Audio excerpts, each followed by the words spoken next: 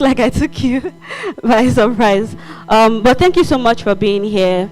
I know that you've been doing a lot of work with Gender Mobile, and I personally have been one of the people that has learned from your work. I have seen the amazing things you've done, even with Global Citizen. And the question I want to ask you, as a leader within this civic space, the civil society bridges the gap between policy and lived realities.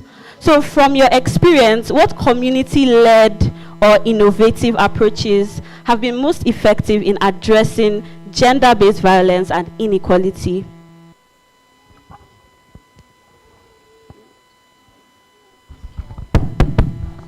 Thank you. Good afternoon, everyone. I'm so excited to be here this afternoon, and thank you, Damilola. Did I get your name? I'm so sorry. Thank you, Pelemo, for the warm welcome to the stage. And thank you very much for the very important question that you asked. So indeed, civil society organizations play a critical role in bridging the gap between high-level policy commitments and, of course, the lived realities of women and girls. But from my experience, I would speak from an experience standpoint now to say that in Nigeria today, of course, we've gone across communities and we've seen that the most effective approaches are the approaches that actually combine community-led interventions and also approaches that also have a systems orientation. And I know a lot of times we've heard about systems change. And systems change is beginning to become, a buzz phrase. But I'm going to break it down to make it really relatable. When we talk about systems change and having a systems orientation in terms of bridging the gap between, policy commitments and the lived realities of girls, we're looking at the scale of the problem. And how can we as civil society organizations address the problem at the scale of it? There is a highly referenced data that we all cite in some of our proposals, some of our publications, that indicates that 1 out of every 3 women experience sexual violence. So if we look at it from an, estimated lens, we can then say that maybe about 33 million women and girls in Nigeria, are at risk of sexual violence. And as Gender Mobile Initiative, we could actually stay in our office to say that we want to, provide support services to about 100,000 women and girls every year.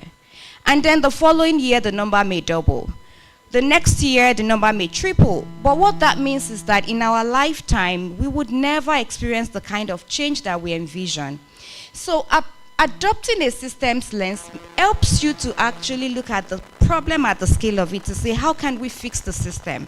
So that once we fix the system, the 33 million people, 33 million women and girls who are at the risk of experiencing sexual and gender-based violence are able to have this problem solved. So it's really important. And in terms of, having a systems orientation, you're looking at 3 critical pillars. We know that women and girls are not a homogeneous group, right?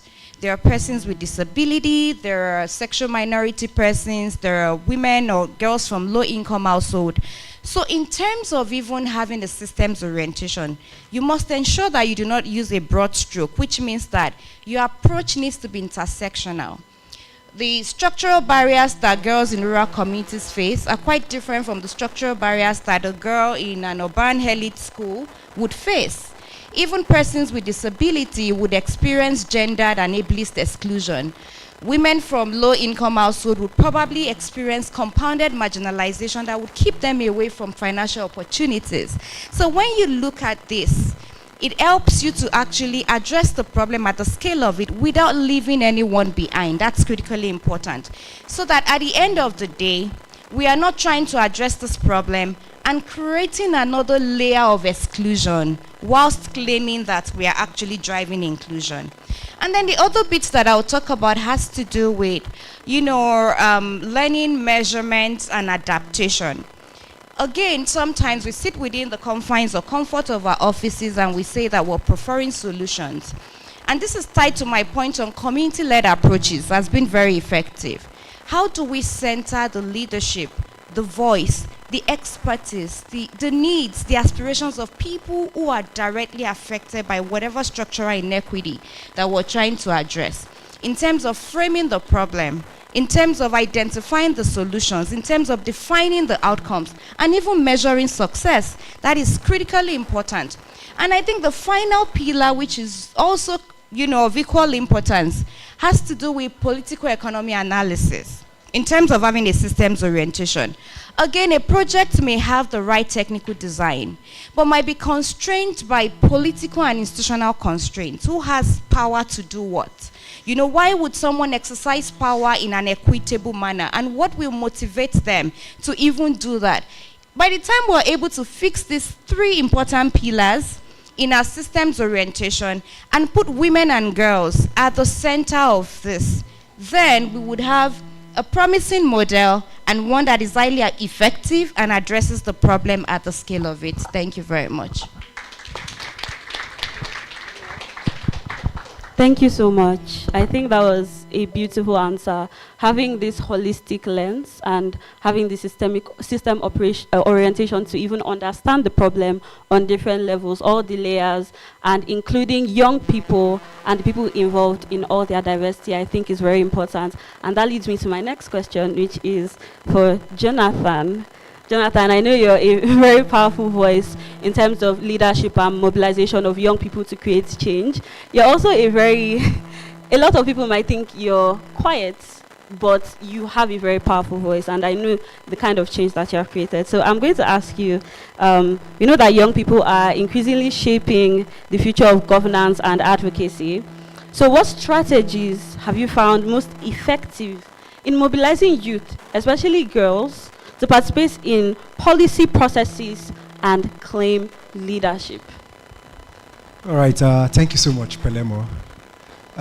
So firstly, I love to say that silence in an unjust society means complacency to that injustice. And I would love by saying that the statistics are not beautiful, so we shouldn't even go to the statistics. The exclusion rate is shameful. And it's shameful because, again, we are a population of over 65%. And sometimes when they say we're a population of 65%, I think they underrate or underestimate that population. Just looking at this summit, look at the number and the estimate of people here and look at it to the ratio of young people. You find out that close to 90% of the people here are people who fall within the definition of youth and young people. If you walk on the streets to go into offices, I give my office, for example, Plan International Nigeria, I can boldly tell you that close to 70% of the workforce at Plan International Nigeria are people who fall within the age grade of 18 to 35. So, I'm giving us this because we need to understand that there is strength. And nothing can happen for us without us. But unfortunately, a lot has happened for us without us currently. When government take decisions, we're excluded from the table. And when we are represented in terms of tokenism. It is a tokenistic representation. And so, part of the things I would want to start with is when we clamor for representation, we shouldn't clamor just for the demographic to be represented. We should clamor for people who would represent our perspective and our issues on the table. It is not good enough that you have a minister who may be 40 years or below, who fall within the demography of youth. The question you would ask yourself is, for every time that the Federal Executive Council is making decisions that will affect young people, how is his or her voice strong there? It is not enough that for the very first time since 1999, we have over 35 members who are below who are below 40 at the Federal House of Representatives. It's not strong enough, because then, what positive bills have we seen that reflect the aspirations of Nigerian young people? How much of our perspective, our aspirations are captured on the floor of the House each time they stand up to speak? Is this a representation of the old wheel, or we are driving the old wheel and we continue to drive that process? So again, I want to disabuse our mind from the conversation that yes, we have to be represented on the table. I think it is time for us to create our table and invite them to the conversation at this point.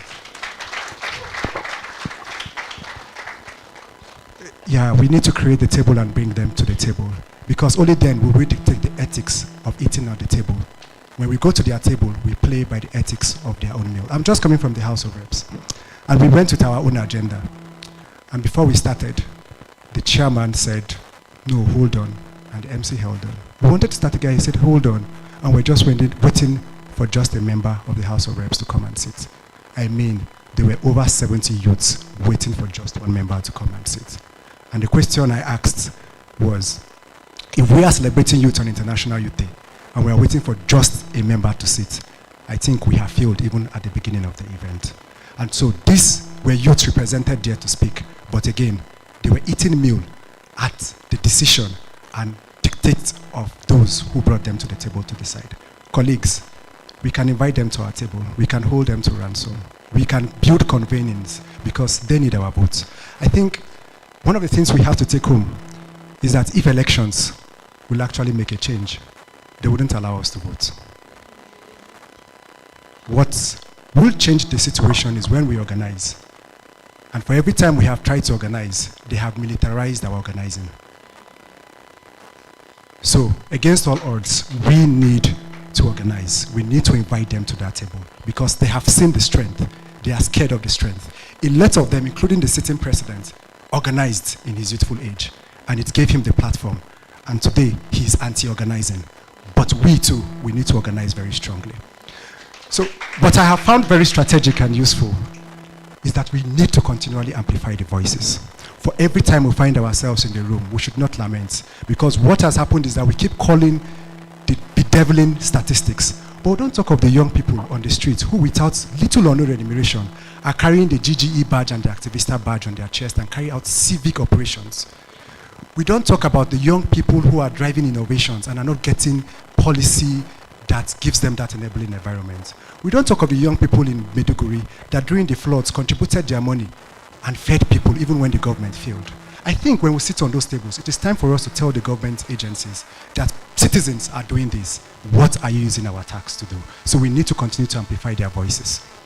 Lastly, is that we should not carry the charade of nothing for us without us. It is nothing for us without them.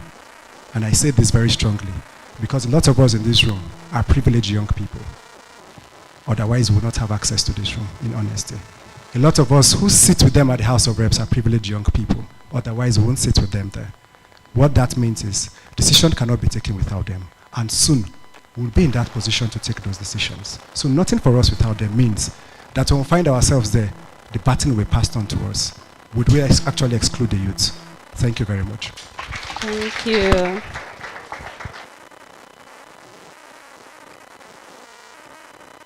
Is it working now? Okay. It's the power of what you said that blew my mic off. But I'm sure that we can agree that, Jonathan, you had some very solid points there. While I was listening to you, nothing for us without them is so powerful. And I think it truly speaks to the issue of exclusion. And I'm someone that speaks about what of the young people that are not in the room. And a question that came to my head when you were speaking is, does the representation truly translate on a higher level, right? And where does the power truly lie? And how can we shift the power? Because truly, a lot of young people are put in positions that are tokenistic and do not have actual impact. So how can we truly shift the power, and how can we shift those systems? And that's why we're here to have this conversation. And now we're going to move to Progress, who again is a member of the Nigerian Children Parliament, which I think again is a position of power. And Progress, my question to you is, as a child leader, how do you see girls' voices influencing the future of policy and participation in Nigeria? What are children themselves calling for to ensure that there is equality?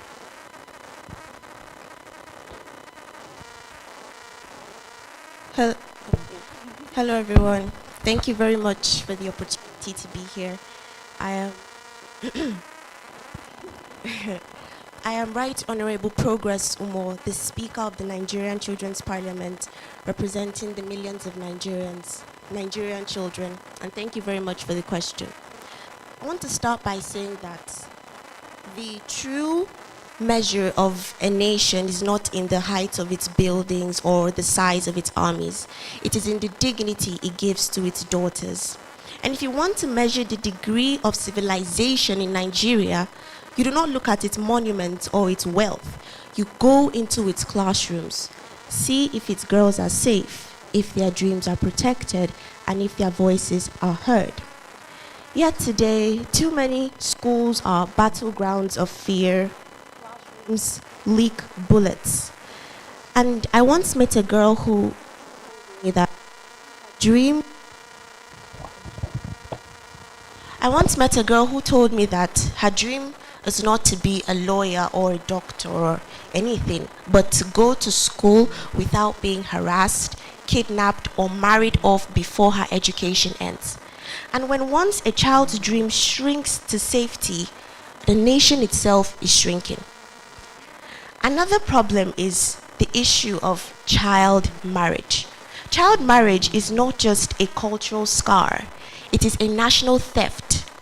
It steals futures, it steals economies, and it steals Nigeria's chance to grow. And when once we replace education with child marriage, Nigeria loses teachers, innovators, doctors, leaders. And we cannot claim progress when our daughters are locked up in chains. Yet today, too many decisions are made for children without children. Girls are no more whispering, we are knocking on the doors of power. And the slogan is, nothing for us without us. It is not just a slogan, it is survival. It is what we are calling out for the government to see. There is nothing that they can do for us that is without us. And so, a nation that ignores its girls is like a bird trying to fly with one wing. It will keep on crashing until it learns how to use both. So let me take us back to what Malala said. Malala said that we cannot succeed if half of us are held back. And so a nation who ignores its girls is a nation walking in silence. Noisy silence, if you understand what I'm trying to say. But then a nation who listens to its girls is a Nigeria that does not only gain equality, but rather it gains future, power, leadership, and vision. And so when girls rise, Nigeria rises as well. The question here is not whether or not girls are ready to lead, ready to take position. The question here is, are we ready to listen? I'm seated here as not just as the speaker, but then I'm entrusted with the voices of millions who cannot be in this room. And our message is clear. See us.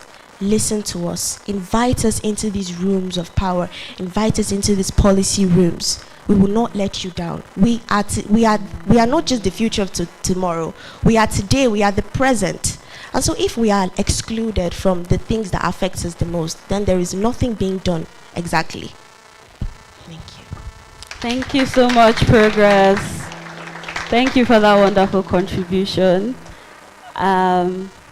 Something that I got from that is that when girls are given the opportunity to lead, they can do it. And by opportunity, we're not just talking about giving them a seat on the table. It also comes, there are many intersections in education, right? Because you need to be equipped to lead, right? So thank you so much. There are so many things that we can't get from children, and I'm glad that you are here representing them. So thank you for that. And this leads me to my next question, which is to Omoumi. And it's a very important question, and it's also intertwined with what Progress has just said and the conversation as a whole. So when Progress was speaking, she mentioned some things like insecurity, child marriage. She spoke about education and the barriers to education. Children have other worries when they are going to school, and they are not even dreaming their dreams anymore, right? And that intersection means that it's not just the educators that are involved. It means that people that create policies are involved, people that implement policies are involved, people in charge of security are involved, right? So my question to you, Omoumi, would be that civil society often bridges the gap between, excuse me. So looking to the future now, how can civil society, organizations like Gender Mobile, how can we work more strategically with the government, with the private sector, and with youth actors especially, to make sure that we accelerate systemic change for girls? Thank you very much for that question, Belimo. So, looking ahead, I believe that the opportunity for civil society organizations lie in building strategic alliances, strategic coalition. So in systems change, we call it winning coalition. And when we talk about strategic coalitions, we're looking at, okay, you mentioned private sector, government, and young people, because young people are supposed to be at the center of this. So, but I would like to talk more or reflect more on engagement with government. The only machinery through which we can reach the highest number of people is government. Government has the primary mandate to protect lives and property. We have just maybe a micro 2% that can afford private solutions. Unfortunately, some of us are our local government chairmen. We provide light for ourselves, that's power. We provide road to our houses. We provide security. So which means that even when there are policies, government needs to drive the uptake of those policies. So I would look at working with government as advocates at the level of civil society. Unfortunately, the reverse is currently the case, where we're supposed to be complementing the efforts of government and critical stakeholders. But if I ask a lot of civil society actors here, you'd see that we have assumed the role of government.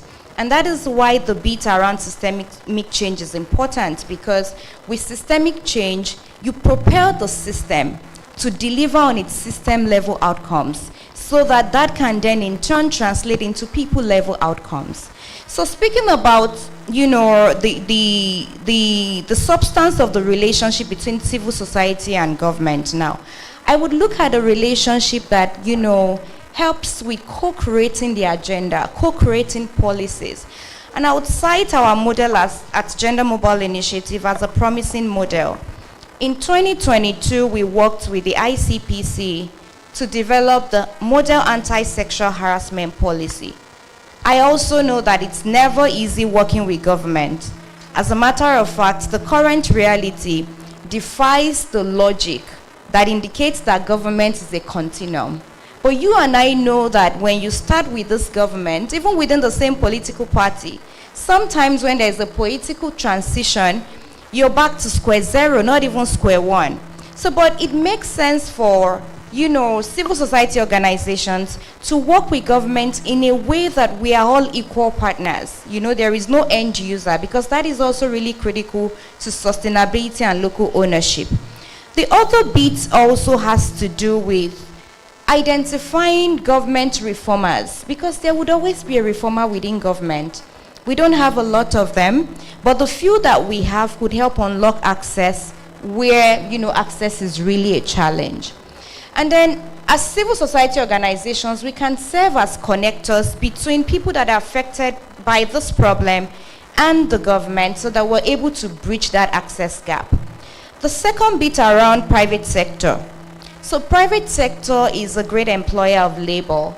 And we know for a fact that when it comes to gender equity, when it comes to gender transformative practices, the private sector could actually play a strategic role in ensuring that gender equity principles are embedded in work policies. We know the sexual harassment, you know, is a big thing.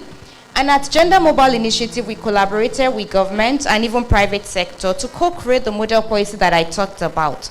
And this policy that was developed in partnership with ICPC was approved by the Federal Ministry of Education. And the logic there is that we already co-designed with a government agency. So it was really easy for us to get the Federal Ministry of Education, you know, to approve this policy. Because the truth is that government would always listen to government. That is one thing that we need to take home from here today. We are hoping that we, you know, slip into that arena where government would start listening to the people. But in the interim, I think we can run with what we have. That if you identify a government ally, make use of them to unlock access to another government, a potential government ally. And that policy today that was approved by the Federal Ministry of Education has been localized by the 36 sub-national government. And the implication of this is that every state in Nigeria now has a localized policy on anti-sexual harassment. So that you and I can access higher education without experiences of sexual harassment. The Right Honorable Speaker did mention earlier that young people have shrinked their aspiration, to just embody safety.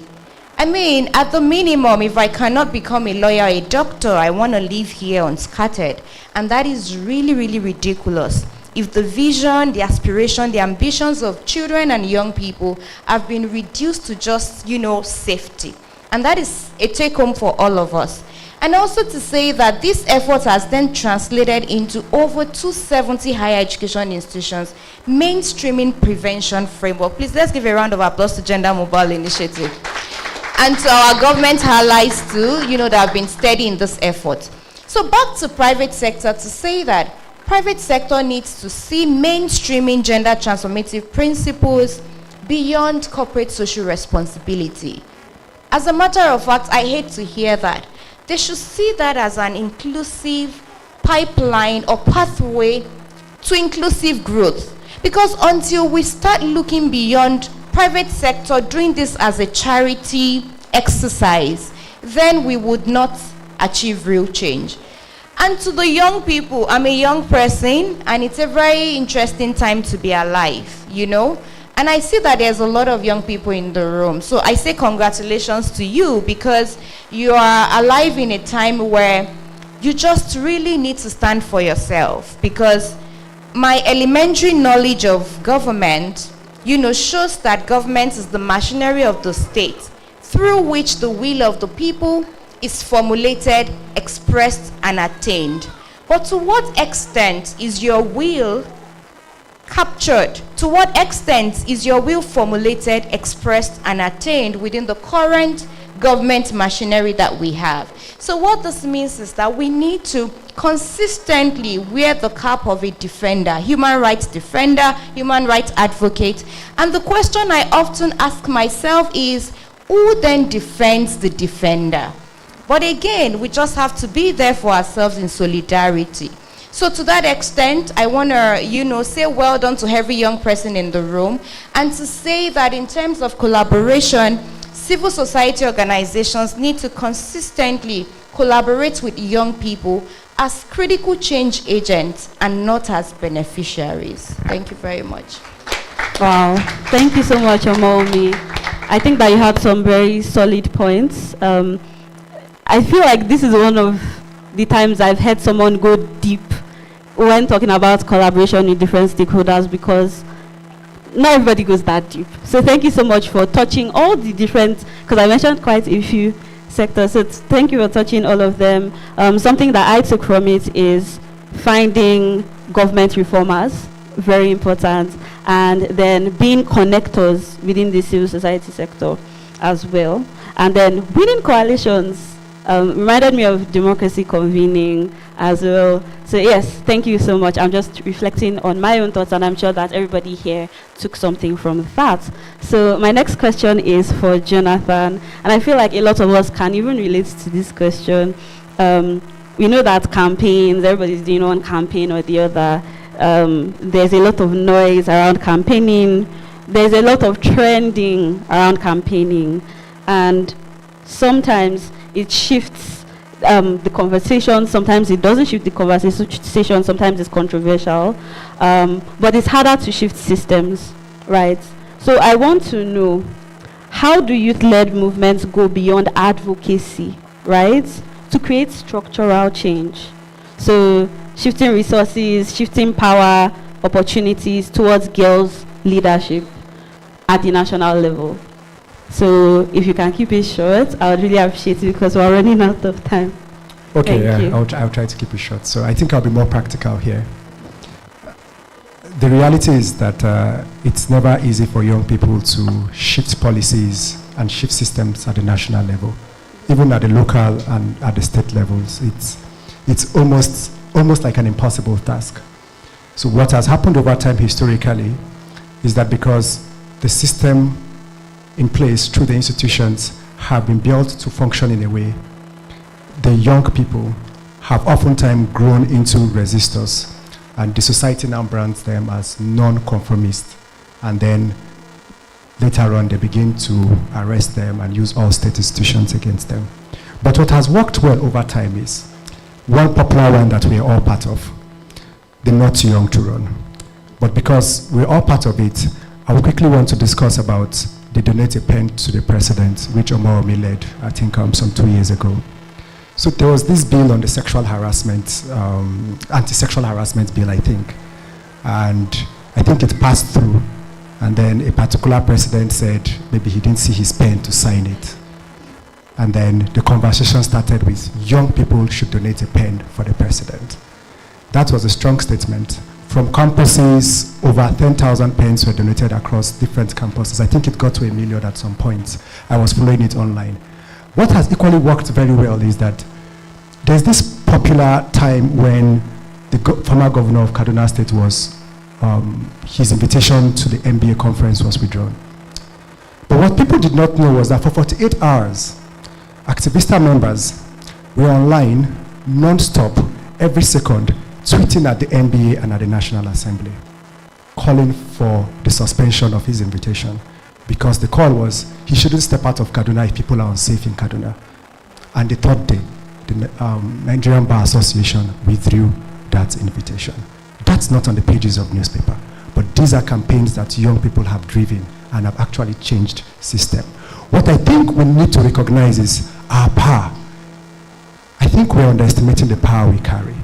And that is why I said, if elections will make a difference, they would not allow us to vote. If organizing will make a difference, they will not allow us to organize. And which of these have they stopped? They've stopped us from organizing. And now they've come through different angles, including so many laws that almost make you not to make some anti-government statements online, because it is perceived as terrorism, it is perceived as defamation, and quite a number of other things. So, if organizing, yes, even online, will put them to ransom. They are finding other legal ways to hold us to ransom. But we can't stop. We can't panic. We have to continue to organize, right? So we need to continue to find that voice. If you find me with a hashtag and you resonate with the hashtag, please retweet that hashtag. From your retweet, there are about 300 people that may see that retweet, and it will resonate with them, and it can continue to drive that way. But what has worked very well for us at Plan International is that we've understood that you can't continue to give youth platforms money. And I want to tell all NGOs, international organizations, UN agencies, that you have NGOized youth movements in Nigeria and in Africa. Prior to now, the ANC in South Africa led a movement that ended the apartheid struggle, not because it was an NGO, but because it was a movement by the people and for the people. There has never been a time where through NGOizing a process that the people have been completely liberated. Because like Omoromi said, the NGOs can only reach a particular people. But when the people are fully involved and drive a movement by themselves, you do not need 100 million to bring people to hotel. They will organize. They will travel by night. They will transport the letters. They will march to the National Assembly. They will carry placards and they will demand. And most times, they've held the government to ransom. So we as young people too, who belong to movements, I want to tell you that I belong to youth movements. I belong to the Activista movement. I belong to the Girls Get Equal movement before I started working with Plan. And I still belong to lots of movements. And what has effectively worked for us is that we have tried that every time to ensure that we maintain our autonomy and our independence. Because again, there was a time DGE wanted to issue a press statement, and they sent it to us, including myself. I was complacent. I was worried. I told them this can't go out, because if it goes out, you are carrying our logo too. And Adokaji just simply said, we will remove your logo and go ahead. And another thing that people did not know was that the 100 Nigeria girls and the one that happened in Zamfara, one of the things people said is the Minister of Women Affairs was at the forefront. But there were actually letters that girls had written to her email, over 500 letters from the Girls Get Equal, trickling her email on a daily basis, and then she made that statement. So these are campaigns too that people have led, and they are practical. So many of you have participated in this campaign. So to say, how can we shape systems? There's no theory behind it. It is about the people realizing their power. It's about the people claiming their power. It's about people taking collective action. Until then, there is no theory that can make us claim power. Thank you very much. Thank you so much, Jonathan. So we're just going to wrap up with progress in 1 minute. can you just tell us, if you had a seat at the table with Nigeria's top leaders right now, what systemic change would you demand to be made to shape our future? Okay, thank you very much for the question. If I had a chance to speak with Nigerian leaders, I would not demand for yet another written policy. I would demand for something deeper, which is to make girls' voices structural and not seasonal. I repeat, to make girls' voices structural and not seasonal. Today, girls are invited into rooms as guests to give speeches, take photo opportunities, and disappear. But we think that is equality. Okay, you guys are looking for equality. Okay, invite more girls into the room, invite them into the events, and everything is done. But no, equality is not built on invitation. Equality is built in institutions. In Nigeria, a country, a nation that ignores girls in its democracy is a nation that would not be able to build a home strong enough to shelter its future. Imagine if every ministry, council, parliament had a permanent seat for young people, especially girls. Imagine if policies were not just reviewed by experts, but by the children who are affected by these issues. That is not charity. That is justice. That is what every country needs. That is what Nigeria needs. And that is what it means to fly with both wings. This is Nigeria's unfinished chapter. We either engrave girls' voices into the foundation of our systems now, or we risk another generation living in the cracks of silence. That is it. And we were having a parliament, I think that was during 27th May. Some parliamentarians came to the FCT. And then a parliamentarian said that in her school, girls are not allowed to use the ICT room, computers. That was shocking. And in a generation that is rapidly evolving into a digital space, computer is everything. ICT is everything. So I believe that if we have more women, more young leaders in this institution, they will be able to drive changes because most of them will have lived these experiences. So that is what we need. The question here is, are we ready to allow our girls lead? Are we ready to allow them shine, or are we going to leave them in the shadows? Are we still going to keep inviting them as guests instead of engraving their names into the foundation of the system? The choice is critical, but it's simple, and we have to choose wisely. Thank you. Thank you so much, Progress, for ending this session on that powerful note. We are capable of shifting the systems. That's all I've heard here through everybody that is seated here. I think that we have very powerful stakeholders that we should call and demand accountability from. And we also have power, and we should be accountable as well. Because for some people, when you get into those positions, for some people, you might also not be accountable, right? So it starts where you are. It's not from the top down, but it's from where you are up, right? So I feel like everybody here has the power to demand change. Everybody has the power to shift systems. So it's not with policymakers alone or CSO stakeholders. It's in everybody here. I don't know if we have time for questions. Okay, we can take one question. You're the first, so please, can we get the mic to her? Thank you. Thank you. Do I need to stand up? Hello everyone, good afternoon. My name is Hadiza Salaboy. I work with Senegal Initiative for Human Rights. On the 24th of January, the world experienced the devastating blow of the US phone cuts. And this exposed a loophole in our healthcare systems and basic infrastructure, which we have probably not been taking cognizance of, unfortunately. The US the US aid amounts to over 50% of our funding in Nigeria, which is something I think we need to go back to the drawing board to think about as well, why that is the case. And it has supported our public health care in different dimensions, providing aids, support, family planning, malaria, typhoid, medication, you name it, which I think our government probably realized that, okay, let us just relax. We have people that are doing it for us. Nobody planned for this to happen, and it was just a devastating time for people in the development space. Some people lost their jobs, lives were affected. Some people actually died, and I even heard that aid medication was, yeah. Let me just go straight to the point. So my question to any of you on the parliament is, how can we communicate this to the government in a way that impacts change and make them realize that it's time for them to actually be accountable to Nigerian healthcare systems and not depend on foreign aid to provide what we basically need? Thank you. Hi, Adiza. Good to see you again. So, to the question that you asked, in fact, I'm going to flip it a bit, because I see that the reality in terms of funding cuts is also solving a problem that has lingered for too long, which is organizations working in silos. And now, because of the funding cut, organizations are mandated or compelled to work together as a collective so that we can leverage our collective strength. But to the bit on how we can communicate this to government, I believe that as a collective, again, this is something that should bring us together.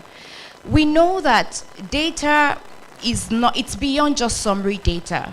It has to do with the lived experiences of people. And if there is anything that has, worked very well in advocacy, it is adopting social mobilization as a very useful advocacy strategy. There are people in form of human lives that are affected by this funding cut. We see them, we had them, because some of them some of us have experienced this, some of us are still experiencing this. How about the group of people that are directly affected, which I know that they are in their numbers, we are in our numbers, coming together to engage government? Because there was a time in Ondo State where the state governor wanted to, stop a particular intervention that was beneficial to pregnant women. And the only thing they could think of at the time was for pregnant women to come together to show up in the front of the office of the governor. As long as you're a human being with a human heart, I don't know who will see, pregnant women in their numbers, sharing their lived experiences beyond the summary data that we see every day.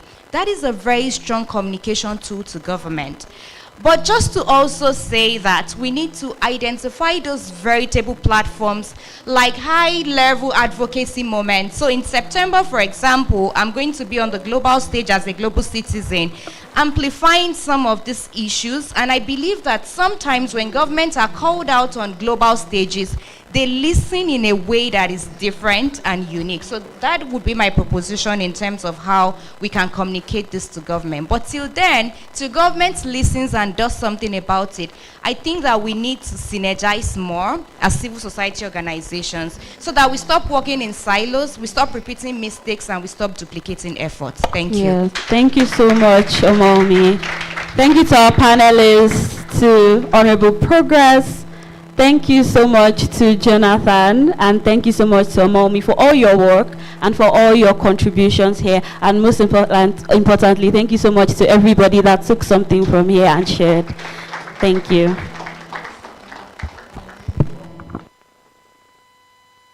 member of Honoris United Universities. So for now, when it comes to education, we actually educate for impact. So